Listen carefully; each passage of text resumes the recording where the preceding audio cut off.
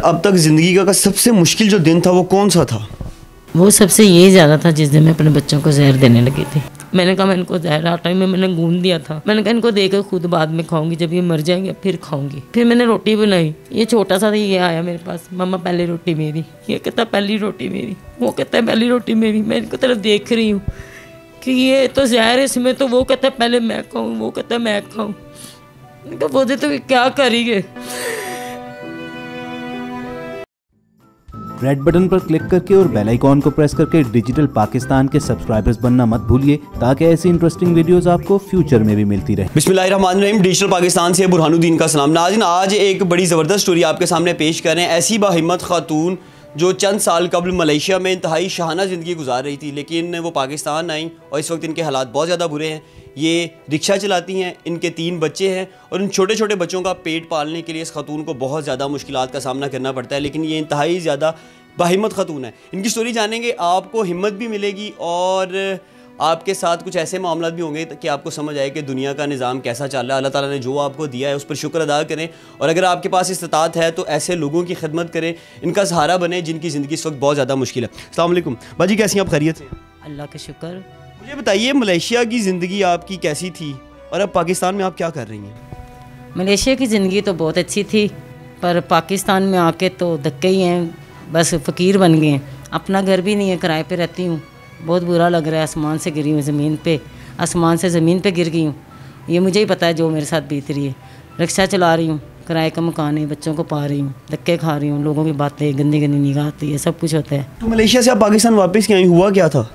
ये मेरे भाई थे, चैनल 5 में काम करते थे, उनकी डेथ हो गई थी, तब मैं आई थी। जब तो मेरे हस्बैंड की ज़िंदगी में एक तैयबा नाम की औरत आ गई, उनसे उन्होंने दूसरी शादी कर ली, हमें छोड़ के उनको मलेशिया लेके चला गया। तो हमें पूछा भी नहीं, मैं जो भी था घर की चीज़ें बेच बूझ के अपने बच्चों को करती रही। तो फिर ये भी नौबत आ गई, मैंने वो कचरे के ढेर से बोतलें भी उठाई हैं, उठा के मैं अपने बच्चों को वो भी खिलाती रही हूँ। रस ले लिया, पैकेट ले लिया दूध का, 40 रुपये कमा लिए, 50 रुपये छुप के जाती थी क्योंकि मुझे देख ना ले। पर फिर मेहनत करने लग पड़ी। बस दुनिया में मेरे लिए बहुत ज़्यादा रास्ते आए। एक दिन तो वो आया, मैं रास्ते में अकेली खड़ी हो गई। बड़े रास्ते थे, मैं सोच रही थी मैं क्या करूँ, मैं क्या करूँ। कभी मेरे पास खुद मुलाजमें होती थी, मेरा नाश्ता बनाने लाता होती थी, मेरे कपड़े धोने वाली लाता होती थी। मैं लोगों के घर में काम करने लग पड़ी, सफाइयाँ करने लग पड़ी, बर्तन धोने लग पड़ी। करते करते करते करते आज 8 साल हो गए हैं। फिर मैंने एक छोटी सी कमेटी डाली, ये मैंने रिक्शा बनाया चिंची। तो चिंची रिक्शा बना के ये मैंने निकाला। इस पर मेरे ख्याल से पाकिस्तान में सब औरतें रिक्शे, कई औरतें बेचारी चला रही हैं। तो ये चिंची मैं वाहिद ही चला रही हूँ, मैंने शुरू किया है। मैं लोगों को देखती थी, लोगों के जब बाप लेके जाते थे स्कूलों में बच्चों को, तो मेरे बच्चे, मैं कंधों पे 4-4 बस्ते लद के जा रही थी पैदल मेरे बच्चे। तो लोगों घर से गांव से भाग के जाना, जी बच्चों को लेना है। तो मेरे बच्चों ने कहना मम्मा अगर आज पापा जिंदा होता तो हमें भी वो मोटरसाइकिल पे लेने आता। तो बस्तों का भी वज़न होता था। फिर मैंने कमेटी डाल के मैंने ये रिक्शा बना लिया। रिक्शा बना के फिर मैं अपने बच्चों को खुद छोड़ने, फिर मैंने स्कूल के बच्चे लगा लिए, लेडीज़ को बिठाया, बंदों को नहीं मैं बिठाती, छेड़ते भी हैं, कोई अच्छा हो उनको बिठा भी देती हूँ, वरना मैं बस सब इसी तरह गुजारा कर लेती हूँ। फिर भी मैं लोगों का काम भी करने चली जाती हूँ। कोई मुझे कहता है अगर मेरे कपड़े धो दो, मैं वो भी करती हूँ। पर कितना करूँ, किराया दूँ, बच्चों की फ़ीसें करूँ, पाकिस्तान में रह के किराए के मकान में दर पदारें। तो अच्छा, आपके हस्बैंड जब आप मलेशिया से वापस आ गई तो आपके हस्बैंड ने आपके साथ क्या था? जब मैं वापस आई बस उसने यही धोखेबाजी की कि मैं इस्लामाबाद जा रहा हूँ, मेरी डील हो रही है। तो पता चला जी उसने फतेहगढ़ अल सऊद शादी हाल है, वहाँ पे इसका वलीमा है। रियावंड की कोई टीचर थी मेरे ख्याल से, उनके साथ इन्होंने निकाह किया। निकाह करके उसको लेके फ़ौरन मलेशिया निकल गए। फिर उन्होंने हमारे साथ रब्ता नहीं किया। मेरा तो शनाख्ती कार्ड भी ले गया, पासपोर्ट भी ले गए, तो ना मैं जा सकती थी। मेरे पास 4 बच्चे थे छोटे छोटे, ये मेरे पेट में था तब। तो ये छोटा सा 1.5 साल का था तकरीबन, ये 4 साल का था तब, बेटी मेरी 6 साल की थी। तो इनके मैं चक्करों में बस रोती थी, कभी क्या करती थी, कभी चीज़ें बेच, कभी ये कर, इस तरह के गुजारे करती रही। खैर उसने हमें 1 साल बाद जब हमारे साथ रब्ता किया भी, तो 3 दिन बाद उसकी डेथ हो गई। उसकी वहीं से लाश आई। किसी ने बताया कि रफ़ाकत की डेथ हो गई। मैंने जब इनको मुंह दिखाया इतने में उन्होंने जनाजा उठाया, उसको कब्रिस्तान लेके जा रहे, मैं जनाजा आ गया कि मैं पीछे पीछे, गर्मियाँ थी और सुबुरते खाक मेरे सामने कर रहे थे। मुझे यकीन नहीं आ रहा था कि मेरे शोहर मर गए। आपने अपने शोहर को माफ़ किया? हाँ मैंने बख्श दिया। अब तक ज़िंदगी का सबसे मुश्किल जो दिन था वो कौन सा था? वो सबसे ये ज़्यादा था जिस दिन मैं अपने बच्चों को जहर देने लगी थी। मैंने कहा मैं इनको जहर आटा में मैंने गूंद दिया था। मैंने कहा इनको देकर खुद बाद में खाऊंगी, जब ये मर जाएंगे फिर खाऊंगी। फिर मैंने रोटी बनाई, ये छोटा सा था, ये आया मेरे पास, मम्मा पहली रोटी मेरी। ये कहता पहली रोटी मेरी, वो कहता है पहली रोटी मेरी। मैं इनको तरफ देख रही हूँ कि ये तो जहर है इसमें, तो वो कहता है पहले मैं खाऊँ, वो कहता है मैं खाऊँ। तो बोलते तो क्या करेंगे। उन्होंने कहा नहीं देनी। कहते क्यों मम्मा हमें भूख लगी। मैं कहा मैं नहीं दूंगी, मैंने किसी को नहीं देनी, मैं तो आटा बाहर फेंकने लगी हूँ। क्यों मामा पहले मैंने नहीं देनी। मैं कहा नहीं तुम लोग मुझे तंग कर रहे हो, मैं नहीं दे रही, मामा मैं दो।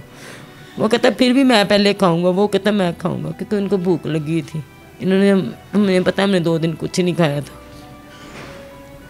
मैंने कहा इसमें छिपकली फिर गई बेटा, ये जहर वाला हो गया, हम खाएंगे मर जाएंगे। मामा नहीं फिरी, उसका जहर नहीं होता। मैंने कहा नहीं इसमें जहर हो गया, मर जाओगे, मैं तुम लोगों को कहाँ से ढूंढूंगी। खुद ही डाल के खुद ही आटा बाहर फेंक आई। पहला काम आपने क्या किया था? पहला काम, सबसे पहले काम, मैं एक इधर हमारे बन एरिया में एक फैक्ट्री थी, वहाँ पे बोतलों के ढक्कन बनते हैं। तो मुझे किसी ने, हमारी गली में औरतें थी तो वो किराए पे रहते थे, क्वार्टर में हमने बस मैं हुई, तो उनके साथ जाके मैं इनको दोनों को ऐसे ही बस बगल में लगा के जाके वो ढक्कने, मशीन के ऊपर डाई होती है ऐसे ऐसे, वो ढक्कन बनाती थी। फिर वो हाथों में से खून निकलता था, यानी कि बच्चों को साथ लेके जाती थी, छोटे छोटों को। फिर वहाँ उन्होंने कहा जी आपके बच्चे हैं जी, आप फारग हैं। तो फिर ये नौबत आ गई, फिर मैं क्या करूँ, मुझे कोई काम भी नहीं मिल रहा, बच्चे हैं, मैं बच्चों को फेंक भी नहीं सकती थी।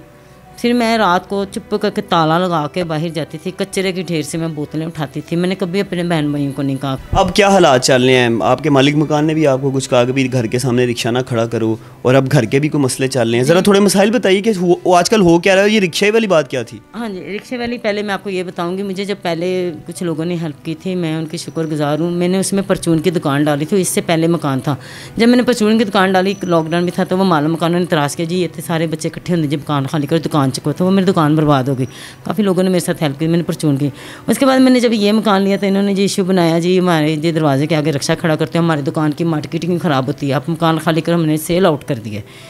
हालांकि मैं बैठी इंटरव्यू दे रही, मुझे पता है मेरे माल मकान सुनेंगे, मेरे बहुत खिलाफ हो जाएंगे, कोई बात नहीं, अल्लाह वारिस है। पर मैंने सामान बांध के रखा हुआ है, मैं मकान देख रही हूँ। जब रोज़ा होगा ना, 18वां रोज़ा होगा तो पहली होगी मेरे ख्याल से, पहली है ना रोज़े में, हमने मकान खाली करना है। आपने नया मकान ढूंढ लिया?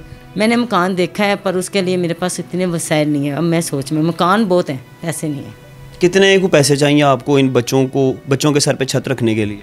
अगर मैं किराए पे लेती हूँ उसके लिए भी मुझे चाहिए, क्या नाम है इसका, मुझे एडवांस वगैरह देना चाहिए। और नहीं तो एक मकान, ये मैं ये चाहती हूँ कि अब मैं इधर से जाऊँ तो मैं अपने मकान में जाऊँ। यहाँ पे 48 लाख का ऊपर वाला फ्लैट मिल रहा है, जिसके ऊपर हमें ज़मीन नहीं मिलेगी, वो मेरे नाम हो जाएगा, वो मेरा अपना हो जाएगा। उसमें मैं सिलाई मशीन रखूँगी, जोकी मशीन रखूँगी, कुछ फैक्ट्रियों से काम लूँगी, मैं अपना काम चला सकूँगी। बस ये मेरी यही रिक्वेस्ट है कि आप लोग, मेरी वज़ीर तक आवाज़ नहीं पहुँचती, ये पहुँचती जिस तरह भी कोई भी मिल के मेरे साथ इतना ताउन करे कि थोड़ा थोड़ा भी। मुझे पता चला आपका बड़ा बच्चा भी आपसे कोई बड़ी हैवी डिमांड करता है, वो क्या डिमांड करता है आपसे? उसकी ये डिमांड है कि मामा मुझे काम पे लगा दो कहीं, मैं आपका सहारा बनना। तो मैं कहती नहीं, मैं कब पढ़ो। वो कहते मामा पढ़ता पढ़ता फिर सोच में पड़ जाएगा, मामा वहाँ पे काम है 8000 तनख्वाह, मैं वहाँ पे लग जाऊँ, मामा वहाँ पे लग जाऊँ। मैं कहती अल्लाह के वास्ते हम पढ़ ले, क्योंकि वो देखता है मेरी माँ क्या कर रही है, वो थक जाता है, परेशान हो जाता है, क्योंकि उसका कद लंबा है, उसका सोच भी उतनी लंबी है कि मैं कुछ करूँ, अपनी माँ का सहारा बनूँ। अल्लाह पाक इनको लंबी उम्र दे, इनको सेहत दे। जब आप ये चिंकी चलाती हैं, ज़ाहिर है हमारी सोसाइटी के हालात बहुत अजीबोगरीब हैं, आपको किसी किस्म की कोई मुश्किल का सामना करना पड़ा है? हाँ होता है, मुश्किल का सामना होता है। शरारती कुछ लोग भी होते हैं, लड़के भी होते हैं, मर्द भी होते हैं, एवं कुछ लड़ाई टाइप होते हैं। लै अन्नेवा चला रही हैं, तेनू किन्ने लाइसेंस देता है तू गड्डी चला रही है, तू बुढ़ी है, तू घर बह। पंजाबी में कहते हैं अन्नी हो गई हैं, बड़ा कुछ सुनना पड़ता है। नाज़रीन, आपने इस बहन की गुफ्तगू सुनी है, बहुत ज़्यादा बाहिम्मत ख़तून है कि आजकल के हालात के अंदर बिना किसी सहारे के, बिना किसी आसरे के, सिर्फ अपने बच्चों की कफ़ालत के लिए रिक्शा चलाती हैं। जो काम मिलता है वो करती हैं, लेकिन चूंकि कोरोना के बायस ज़िंदगी इस वक्त बहुत मुश्किल हो गई है, तो इनका भी गुसर बसर का जो मामला है वो बहुत ज़्यादा बुरा हो गया है। ये जिस घर में इस वक्त हम रिकॉर्डिंग कर रहे हैं, चंद दिनों तक इन्हें ये घर भी हर सूरत खाली करना है, और इनके पास ना तो एडवांस के पैसे हैं और ना ही कोई और किराए का मकान मिला, और इसके साथ ये ख़ुद भी कोई छोटा सा काम करना चाहती हैं कि अपने बच्चों को इज़्ज़त की जो रिस्क है वो दे सकें। हमारी आपसे गुजारिश है कि अगर अल्लाह ताला ने आपको इस्तात दिया है तो आप अल्लाह के उस दिए हुए माल से इस बहन की मदद करें। इनके बच्चों के लिए कोई ऐसा निज़ाम बना दें कि इन्हें किसी के आगे हाथ ना फैलाना पड़े, और ये भी जवान होकर पढ़ लिख कर मुआशरे का कारआमद रुकन बन सकें। अपने मेज़बान बुरहानुद्दीन को इजाज़त दीजिए। अल्लाह ने के मान।